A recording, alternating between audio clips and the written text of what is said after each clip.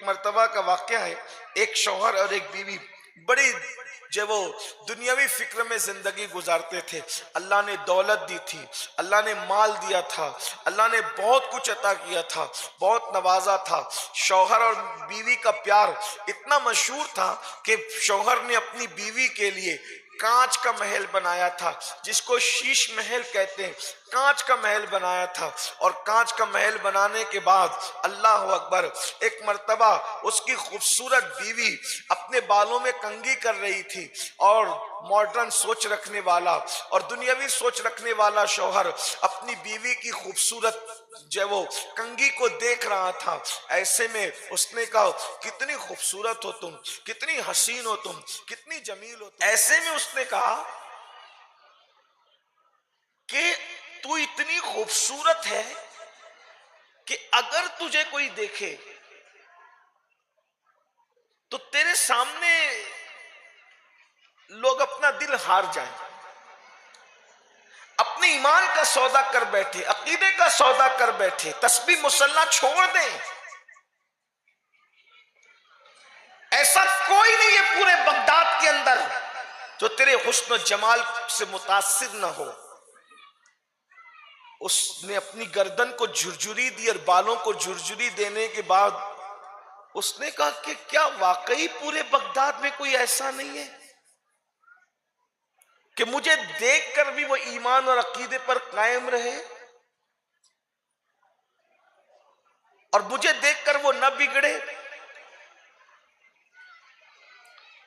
تو اس کے شوہر نے کہا کوئی مجھے ایسا نظر نہیں آتا.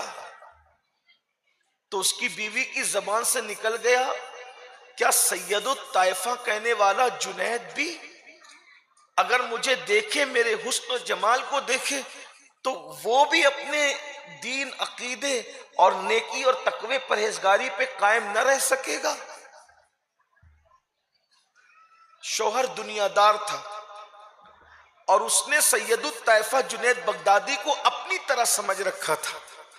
اس نے کہا تیری خوبصورتی اور حسن و جمال بھی ایسا ہی ہے کہ شاید جنید بھی اگر تجھے دیکھ لے تو وہ صداقت، دیانت، امانت، تقوی اور پرہیزگاری پہ قائم نہ رہ سکے. تو اس خوبصورت اور حسین و جمیل لڑکی نے کہا تو کیا ہم قسمت آزمائی نہ کریں جنید کے پاس جا کر، اور نہ دیکھیں کہ جنید کیا کرتے؟ اس نوجوان نے کہا اگر ایسی بات ہے تو جاؤ اور جنید کے سامنے اپنے حسن کو بے نقاب کر دو. سید الطائفہ حضرت سیدنا جنید بغدادی رضی اللہ تبارک و تعالی عنہ اپنی خانقاہ میں تھے.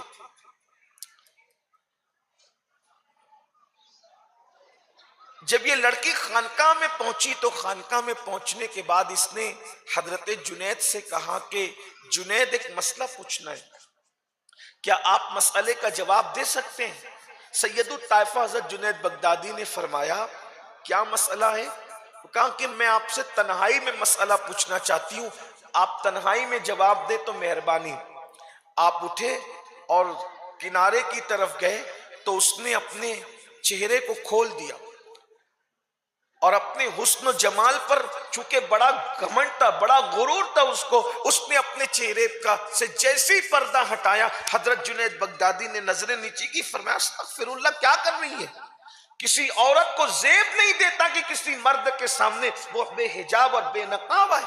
تو اس نے فوراً کہا جنید میری اتنی خوبصورتی اور حسین و جمیل صورت کیا تمہیں متاثر نہیں کرتی؟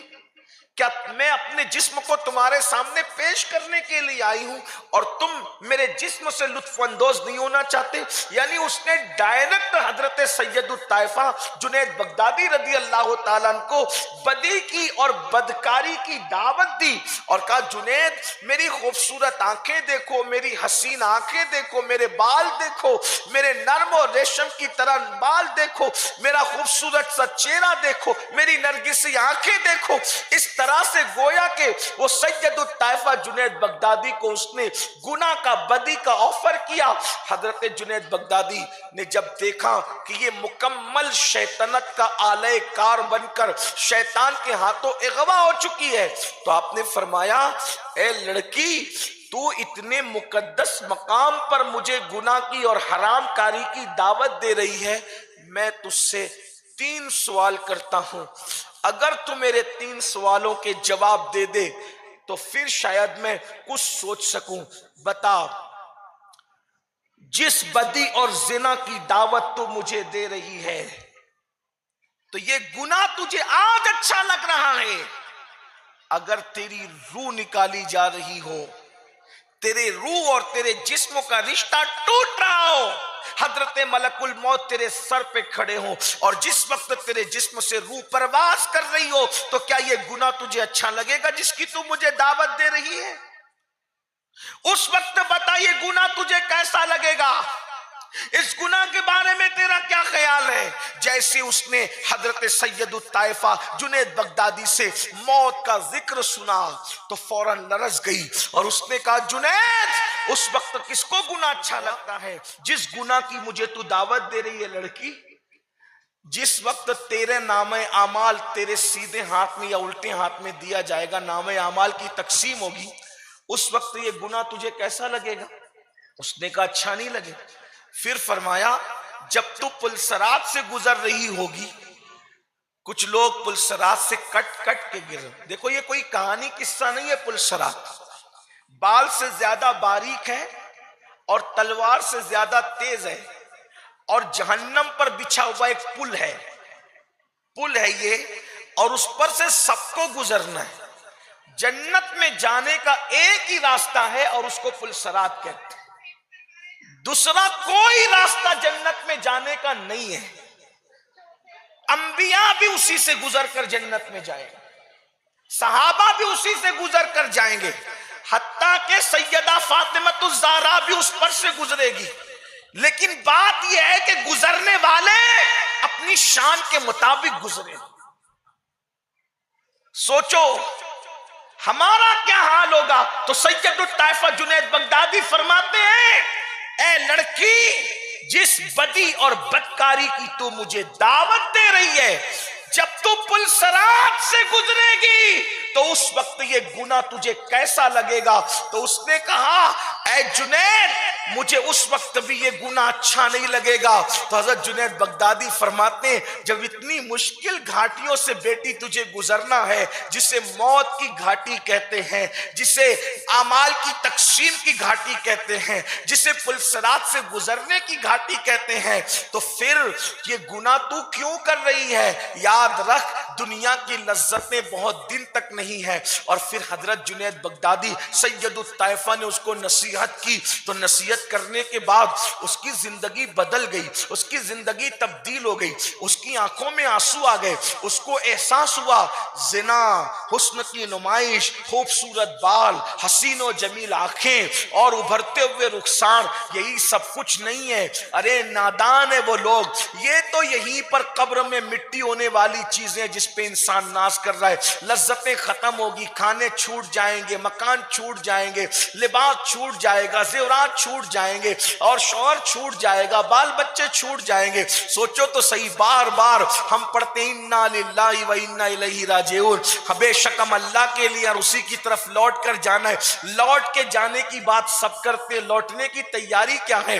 جنید بغدادی نے جب اس کو جھنجھوڑا, اس کے ضمیر کو آواز دی, ایسا لگا اس کا سویا ہوا ضمیر بیدار ہو گیا, اور بیدار ہونے کے بعد جو کھلے سر تھی حسن کی نمائش کر رہی تھی, فوراً سر پہ چادر ڈالی, اور چادر ڈال کر کے جب پلٹی, شوہر انتظار کر رہا تھا, پلٹ کر شوہر سے کہا جب مرد اللہ کی عبادت کر کے سید الطائفہ بن سکتے ہیں تو عورتیں عبادت کر کے اللہ کی ولیہ کیوں نہیں بن سکتی؟ اور پھر اس کے دل میں اللہ کی محبت یوں پیدا ہوئی کہ زنا تو دور کی بات, بدکاری تو دور کی بات, عیاشی تو دور کی بات, شوہر دن کو بلاتا تو رات کا وعدہ کرتی, رات کو بلاتا تو دین کا وعدہ کرتی. شوہر تو دنیا دار ہی رہا لیکن یہ ایسی دیندار ہو گئی کہ رات اور دن مصلی پر گزرتا. تو شوہر رو کر کے کہتا کس کمبخت نے مجھے مشورہ دیا تھا کہ میں نے جنید کے پاس اپنی بیوی کو بھیج کر کے بگاڑ دیا.